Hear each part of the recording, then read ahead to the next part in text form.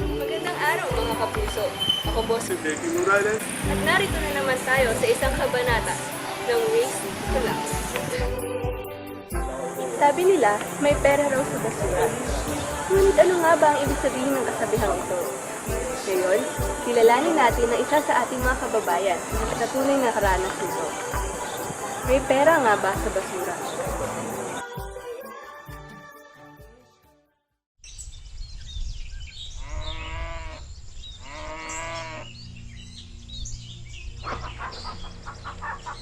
Isang ama ng tahanan at magsasaka ng malaking lupain.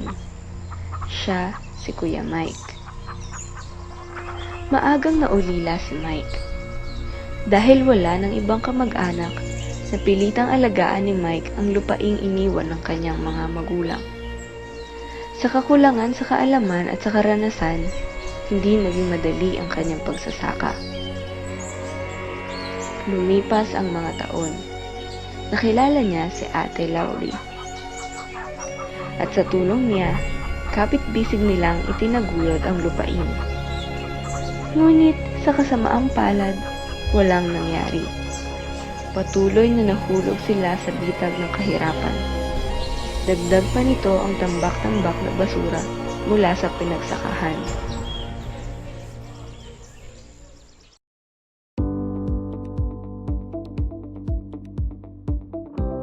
Dahil sa paglago ng populasyon ng mundo, lumalaki rin ang demand para sa pagkain. Sa katunayan, ayon sa Food and Agriculture Organization na tinataya sa pagdating ng panahon na 2050, ang demand ng pagkain pang tao at pang hayop ay tatalon mula sa 2.1 hanggang 3 billion tons. Kaya nga, papasok sa eksena ang sektor ng agrikultura. Dahil rin sa paglago ng agricultural production, syempre, lalaki din yung generation ng agricultural wastes. Ang agricultural waste ay may tatlong klase na pinagmumulan: crop residue, animal wastes, at hazardous waste. Ngayon, itong tatlong waste na ito ay meron ding maraming iba't ibang forms kapag ito ay dispose na. Halimbawa na, sludge and ashes ay ito ay nanggagaling mula sa pagsunog ng mga ipa o kaya sugarcane bagasse. Wastewater ay nanggagaling naman sa pestisidyo, sa iba pang mga bagay. At syempre, ang animal manure ay syempre nanggagaling sa livestock. Ang maling disposal ng mga basura ito ay may masamang epekto sa kapaligiran: air pollution, water pollution, o maaari din soil pollution. Halimbawa na lamang, ang pagsunog ng mga tangkay at mga tuyong dahon ay may epekto sa greenhouse gases na dami yun lalo. At syempre, ito yung magtutulong sa global warming. Yung mga waste naman na naiiwan lang sa lupa ay maaaring breeding place ng mga soil pathogens na nagkakaroon ng epekto sa mga pananim at mga magsasaka. At sa mga anyong tubig naman na malapit sa mga lugar na ito ay nagkakaroon ito ng mga contamination dahil na rin sa nagkakaroon nga ng leaching sa lupa. Dahil may potential risk at environmental benefits ang agricultural waste, dapat nating mamayang may kinalaman sa agrikultura na malaman ang tamang pangangasiwa nito ng mga basura, lalo na sa pag-dispose nito, dahil nais natin na ang risk ay ma-minimize at ang benefits ay ma-maximize. Kaya nga nagkaroon ng mga teknolohiya, mga na-invento, nagbibigay solusyon upang itong mga agricultural waste na ito ay ma-minimize natin ang risk, maximize naman ang benefits.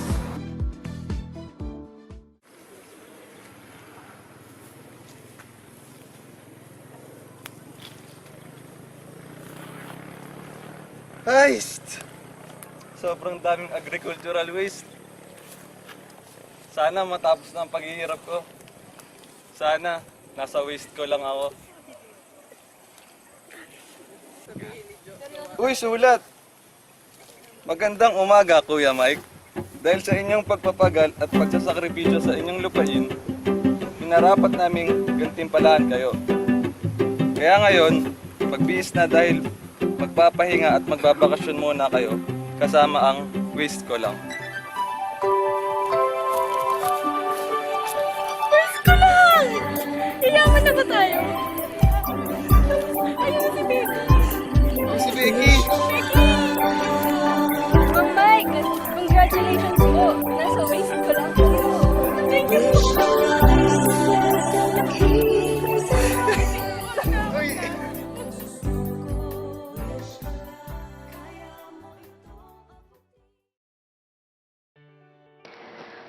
ngang marami nang pinagdaanan si Kuya Mike. Matindi ang kanilang dinanas na paghihirap dahil sa malaking lupain na kailangang bunuin. Sa ngayon, mag-isa lang nagsasaka si Kuya Mike dahil Buntis po kasi ang asawa ko ngayon. Ha? Ganun po ba? Mga ilang buwan na? Mga 6.562 months na po. dagdag pa sa kanyang kalbaryo ang basurang kanyang naiipon sa kada siya ay mag-aani. Hindi niya alam kung saan ito dadalhin dahil ipinagbawal na sa kanilang barangay ang pagsisiga.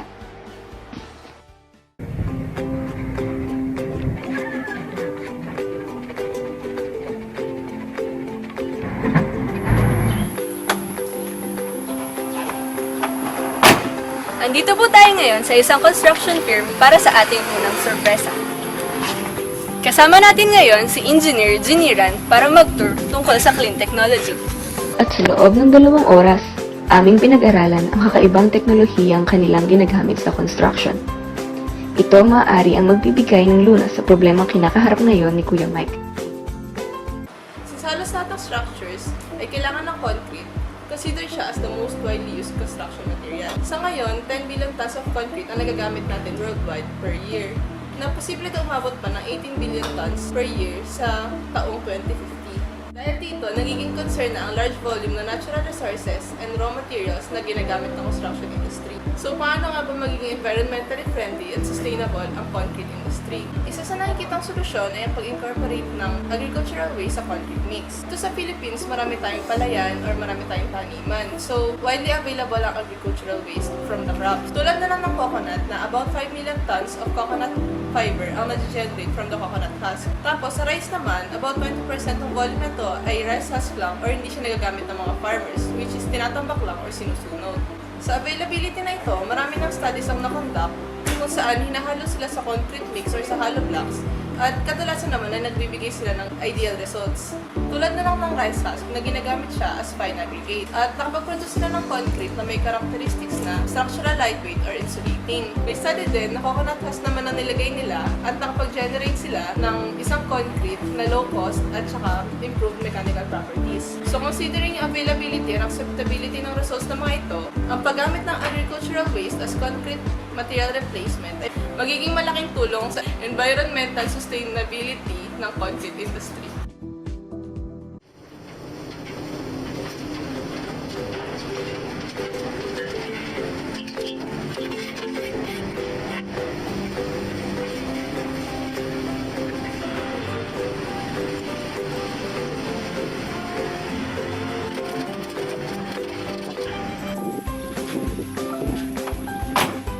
Para sa aming pangalawang sorpresa, nandito tayo ngayon sa Caballo Mas Institute. Kasama naman natin ngayon si Dr. Nilio Maluwag para i-tour sa kanilang facility.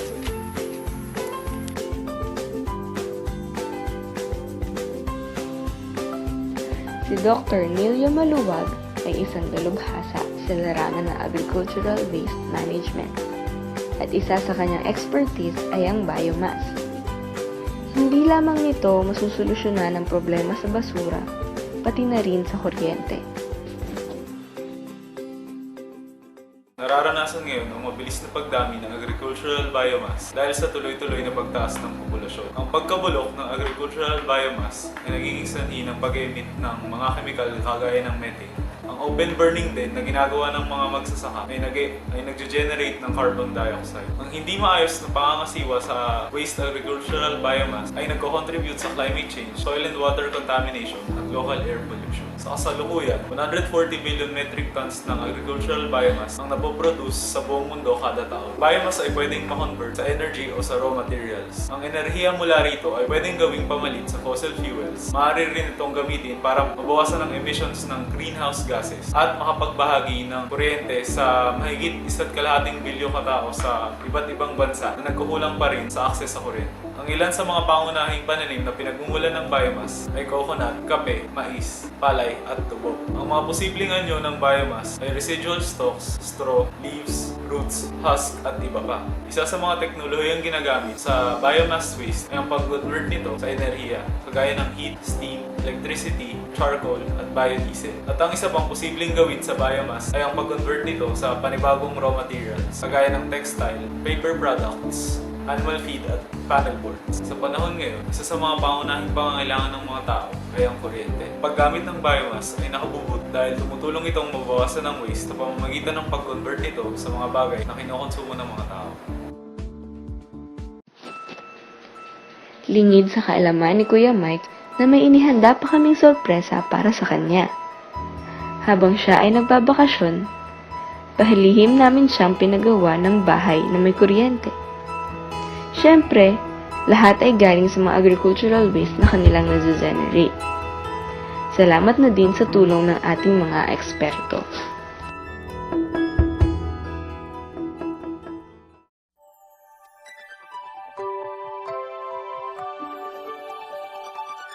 Surprise! Thank you po! Mario, kamusta? At dito na nagtatapos ang kabanato. Napatunayan niya ni Kuya Mike na basura ang daan sa kanyang pag-unlad. Tunay nga ang may pera sa basura. At ang pag-unlad ay nasa waste ko lang. Wish ko lang.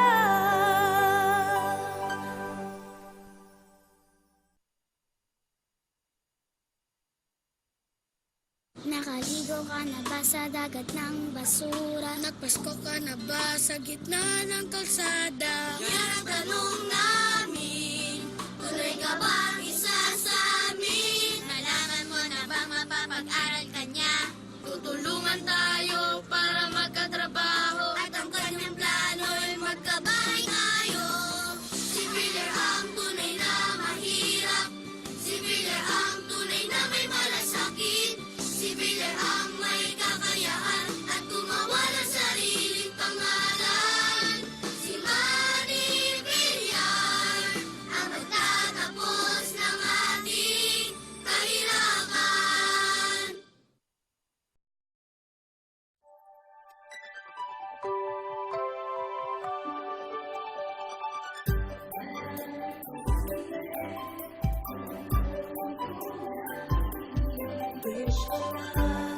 Magandang araw mga kapuso.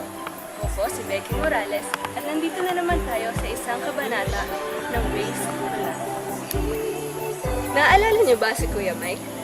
Siya yung magsasaka ng maraming agricultural waste. Oo, siya yung dun sa isang episode na surprise namin siya na may bahay at kuryente tapos bumisita din kami sa mga experts. Naalala niyo ba siya mga kapuso? Well, patay na siya. Pati ang kanyang asawa.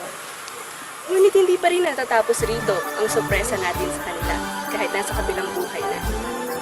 Kilalanin natin ang kanilang anak, si Raul.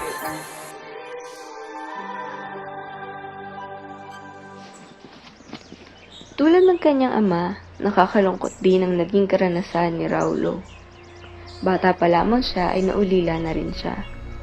At sinundan pa ito ng mabigat na responsibilidad sa kanilang lupain.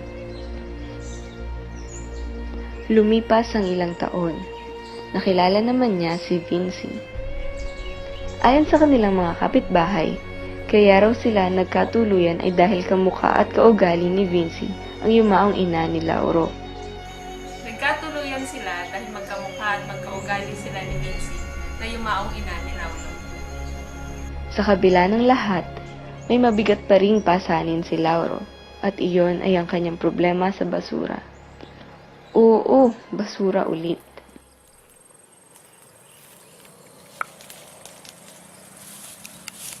Hi! Sobrang daming agricultural waste. Sana matapos na ang paghihirap ko. Sana nasa waste ko lang ako. Uy! Sulat! Magandang umaga, Kuya Mike. Kuya Raulo. Dahil sa inyong pagpapagal at pagsasakripisyo sa inyong lupain, hinarapat namin gantimpalaan kayo. Kaya ngayon, magbihis na dahil magpapahinga at magbabakasyon muna kayo kasama ang waste ko lang. Sir Raulo! Congratulations po! Nasa waste ko lang kayo. Kamukha mo yung ama.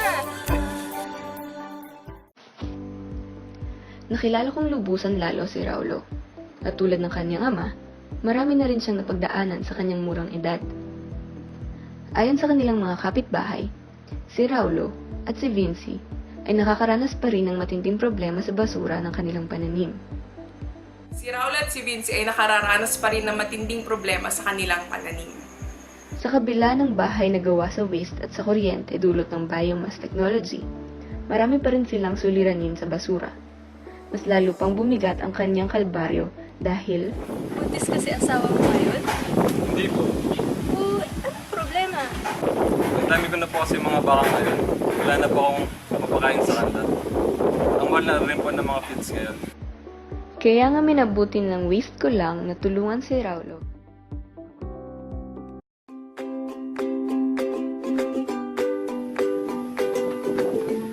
Excited na ako! Para sa aming unang sorpresa, minarapat naming dalhin ang mag-asawa sa isang kilalang Rice Institute, ang International National Innovative Rice Institute o INIRI. Sama po natin ngayon si Dr. Gomez. Dr. Zina! Si Dr. Zina N. Domen ay isang siyentipiko na tanging pinag-aaralan lamang ay ang tungkol sa pagpapataba ng hayop. Sa aming field trip, kami ay naturuan ng isang paraan upang makatipid sa pag-aalaga nito. Ngayon na pag-uusapan natin ay agricultural wastes. Ano nga bang agricultural wastes? Meron silang tatlong tipo. Una, crop residues. Pangalawa ay hazardous wastes.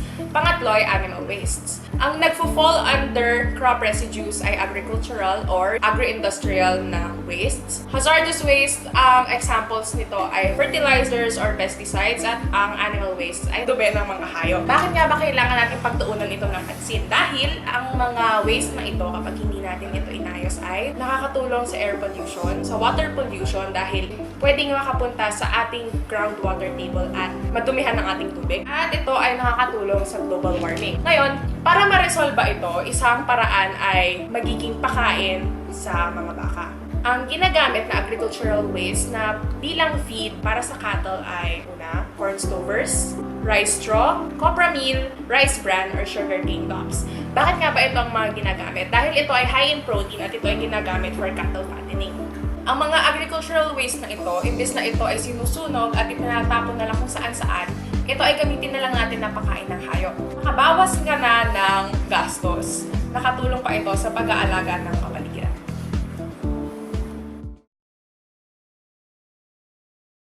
Aming binalikan si Raulo upang kamustahin ang kanyang buhay. At aming natuklasan na tunay ngang nasolusyonan ang kanyang problema sa basura at sa mga alagang baka. Ngunit mayroong pa ring bumabagabag kay Raulo. Pambira nga po eh. Hindi na ako natutulog dahil doon. Talagang ginagambala ako hanggang sa aking pamamahinga. Pati mga kapitbahay nila ay nagrereklamo na rin dahil pati sila ay naapektuhan sa problema ng mag-asawa. Pati kami ay naapektuhan sa problema ng mag-asawa. Wala pa ako magagawa eh. Talagang natural na nangyayari yun. Hindi lang talaga mapigilan.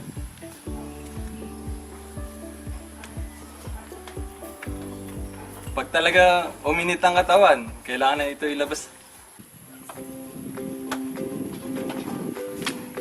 Excited na ako! Ito si Prof. Constipasyon para tulungan tayo sa ating problema.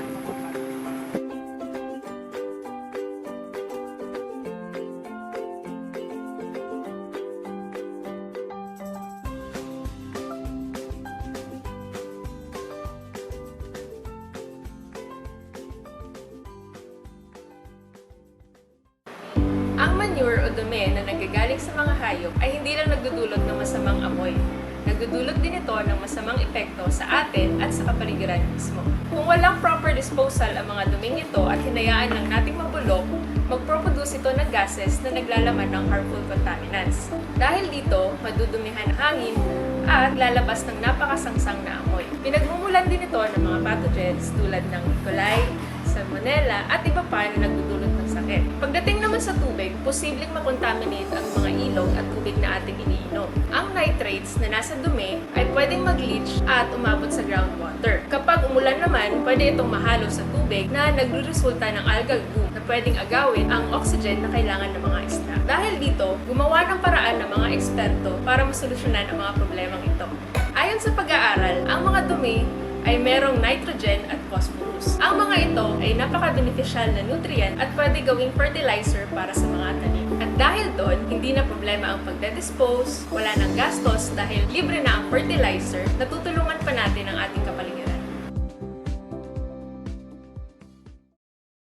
Para sa aming piling sorpresa, Sir Raulo, may naghahanap sa'yo.